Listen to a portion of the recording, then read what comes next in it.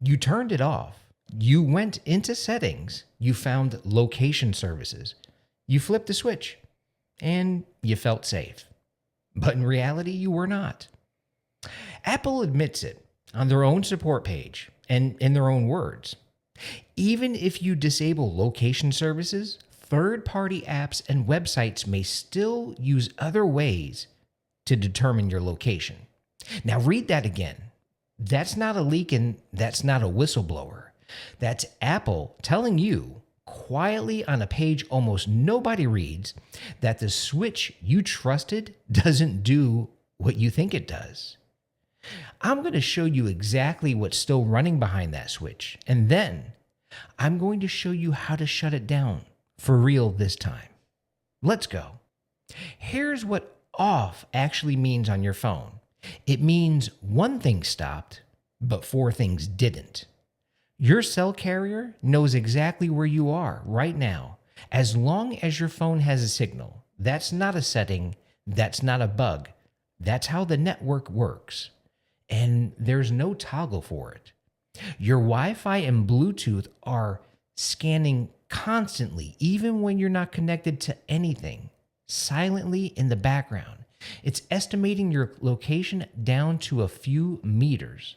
Your motion sensors, the ones that tell your phone which way is up, they never stop. No permission screen, no indicator, they just run. Now, researchers have shown they can calculate your speed and direction using nothing but that.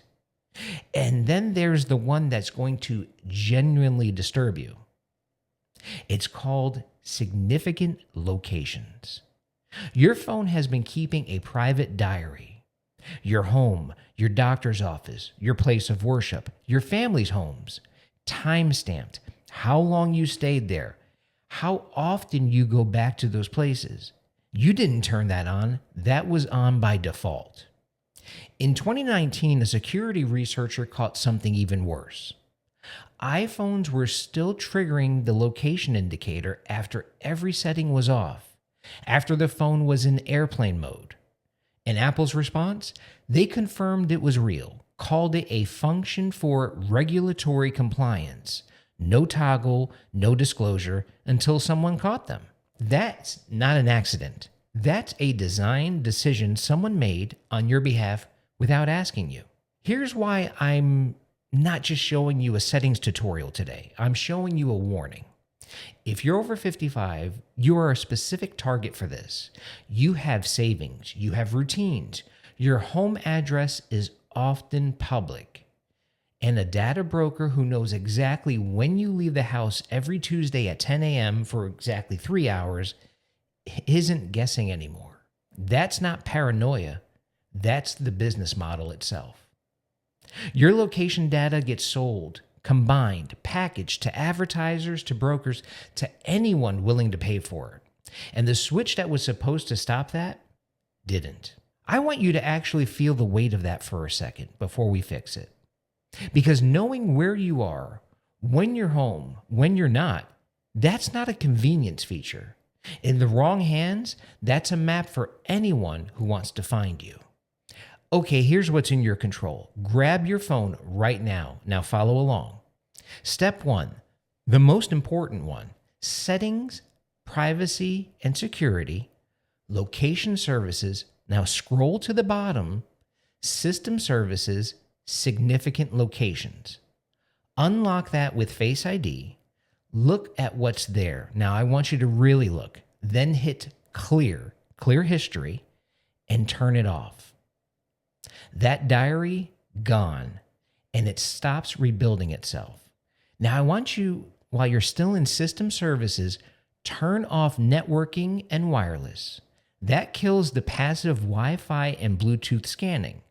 While you're there, turn off iPhone analytics, turn off routing and traffic, turn off improve maps. Every one of those is sending your location data somewhere, whether you use the feature or not. Now, go back to location services and look at every single app on that list. Ask yourself one question for each one. Does this app actually need to know where I am? Your weather app, maybe. Your retail app, your news app, no. Change those to never. For the ones that genuinely need it, change always to while using. That app only sees you when it's open, not every second of the day. Now the last one. For any app you keep, tap it, find precise location, and turn it off. They'll get your general area, not your exact front door. Now I need to be honest with you about something. Your carrier will still know your general location as long as you have a signal. There's no setting to change that. The only way around it is airplane mode. And your motion sensors, they don't have an off switch either. Apple never gave you one. What you just did reduces your exposure significantly, but it does not make you invisible. Keep that in mind. And I think you deserve to know that plainly instead of being sold a false sense of total control. Now, here's the question I keep coming back to every time I dig into a story like this. What is this actually for? Not what the setting is called, not what the marketing says. What is it actually for? Significant locations wasn't built for your benefit. It was built so a company could understand your patterns well enough to keep you inside their ecosystem, sell you more, and personalize you into staying. Somebody made that decision for you, quietly, without even asking you. Now go check your significant locations tonight. I promise you'll be surprised what's in there. Then do something more important than the settings change itself. Tell someone. Tell your parents, your neighbor, the person in your life least likely to ever find this on their own. Because the people who need this information most are exactly the people least likely to stumble onto it by accident. Stay sharp, stay loud. I'll see you in the next one.